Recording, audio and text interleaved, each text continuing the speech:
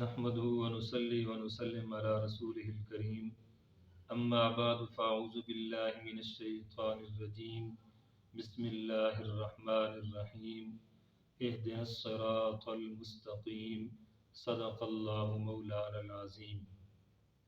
آیت مبارکہ کا ترجمہ یہ ہے کہ اے اللہ تو ہمیں سیدھا راستے پر چلا۔ پچھلی آیت مبارکہ کے اندر بندے نے اللہ رب العزت سے درخواست کی کہ اے اللہ ہم آپ سے مدد مانگتے ہیں۔ ویسے تو انسان کو بہت ساری چیزوں کی ضرورت ہے، لیکن انسان کی سب سے بڑی ضرورت کیا ہے؟ اللہ رب العزت نے اس آیت مبارکہ کے اندر بیان کیا کہ اہدنا الصراط المستقیم، کہ انسان کے لیے سب سے بڑی ضرورت صراط مستقیم ہے۔ یہ جملہ ایک جامع دعا بھی ہے اور ایک اہم ترین عبادت بھی، اور تمام انسانوں کی ضرورت بھی ہے، جس سے انسانیت کا کوئی بھی فرد مستغنی نہیں۔ دین و دنیا کے اندر صراط مستقیم کے بغیر فلاح و کامیابی ممکن نہیں۔ دنیا کی تمام الجھنوں سے نجات صراط مستقیم سے ممکن ہے، اس لیے اللہ رب العزت نے بندوں کو یہ دعا سکھلائی۔ ہدایت کا معنی یہ ہے کسی کو کمال محبت اور شفقت کے ساتھ منزل مقصود تک پہنچانا۔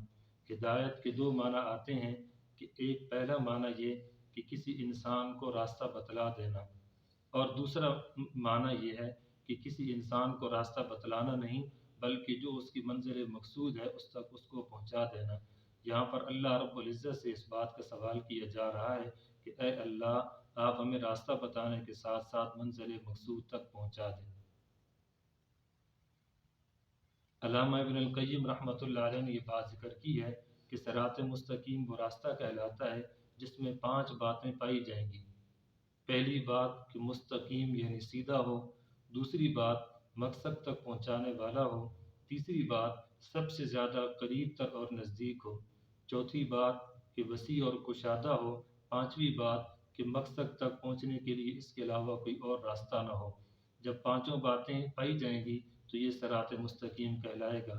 صراط مستقیم کا ذکر کرنے میں اشارہ ہے کہ منزل مقصود تک پہنچنے کا ایک ہی راستہ ہے، وہ راستہ اللہ رب العزت کا قرآن، اور دلیل اس کی آیت مبارکہ ہے وَأَنَّ هَذَا صِرَاطِي مُسْتَقِيمًا فَاتَّبِعُوهُ وَلَا تَتَّبِعُوا السُّبُلَ۔ یہی وجہ ہے کہ سیدنا عبداللہ بن مسعود رضی اللہ تعالیٰ عنہ اور سیدنا عبداللہ بن عباس رضی اللہ تعالیٰ عنہ فرماتے ہیں صراط مستقیم سے مراد کتاب اللہ، اور ایک روایت کے اندر ہے کہ دین اسلام ہے۔ مسند احمد کے اندر اس صراط مستقیم کو ایک مثال کے ذریعے سے بیان کیا گیا ہے کہ ایک راستہ ہے جس کے دونوں طرف دیوار بنی ہوئی ہے، اور ان دیواروں کے اندر دروازے ہیں جن دروازوں پر پردے ڈالے گئے ہیں۔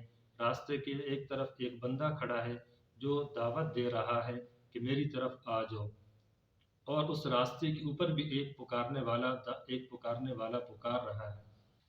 جب انسان کسی دروازے کی طرف بڑھتا ہے تو اوپر والا اس کو کہتا ہے کہ وہی حق دور ہو جا، اگر تو دروازے کے اندر داخل ہوگا تو تباہ ہو جائے گا۔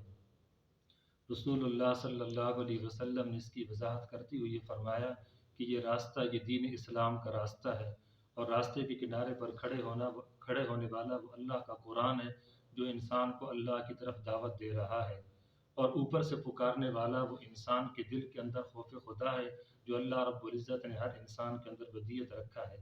اور دیواروں سے مراد وہ اللہ رب العزت کی حدودیں ہیں جو اللہ رب العزت نے بندوں کے لیے قائم کی ہیں۔ دروازوں سے مراد وہ منکرات ہیں جن منکرات سے بچنے کا اللہ رب العزت نے حکم دیا۔ اس مثال کے اندر بھی جناب نبی کریم صلی اللہ علیہ وسلم نے دین اسلام اور قرآن کو صراط مستقیم کی طرف رہنمائی کرنے والا بتایا ہے۔ اہدنا الصراط المستقیم کے اندر ایک بات مفسرین کرام نے لکھی ہے کہ عبادت کرنے والا جب عبادت کر رہا ہے اور مومن بھی ہے تو اب اس کو صراط مستقیم کی کیا ضرورت ہے؟ تفسیر ابن کثیر کے اندر اس کا جواب یہ دیا گیا ہے کہ انسان کے لیے ہدایت یہ بنیادی ضرورت کی چیز ہے، پھر ہدایت پر قائم رہنا اور ہدایت کے اندر اضافے کا طلبگار ہونا، اس کی طرف اللہ رب العزت نے بندے کو متوجہ کیا کہ ہدایت پر ہونے کے بعد ہدایت پر قائم رہنا اور ہدایت کی زیادتی کی دعا کرنا یہ بندے کے لیے ضروری ہے، اور ہدایت صرف نماز اور ایمان تک نہیں، دنیا کے کاموں کی طرف بھی بندہ محتاج ہوتا ہے۔ اس لیے بندے کو نماز کے اندر اہدنا الصراط المستقیم پڑھنے کا حکم دیا گیا کہ تاکہ بندہ دنیا اور آخرت دونوں جہانوں کی کامیابیوں کو سمیٹ لے۔